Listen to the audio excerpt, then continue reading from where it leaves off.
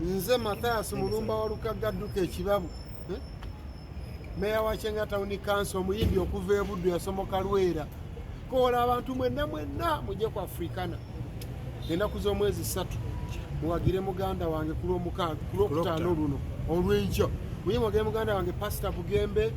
Kayina Nziro ajja abasumbe byonna mugenda kubifuna kubanga ayimba byonna n'ofuna ebyeddiini n'ofuna ate n'ebirala kugamba nti enjiri ye yeyezaamu amaanyi tetebowa tekola ki ate muyimbi mulungi nnyo mujje kubanga mukimanyi nti Katonda yabadde mwene ensonga era bwe munaaba mujja n'engendo zammwe Katonda yajja okuba mu ngendo mbalize mujje bangi nnyo ate era mumanyi nti Katonda w'abanaku takola ki teyeebaka nammwe saagala mwebake na Katonda wamwe tanaakwebaka mbalinzeyo nange ngenda kubaayo nja kubayo nga 2-3 omukulu bw'anaaba mpadde omukisa naye awo tebampa mukisa sebo oyo w'ebuddu twagala bwa ddiini yaffe ninaako eddiini sebo yansumule sebo tetugenda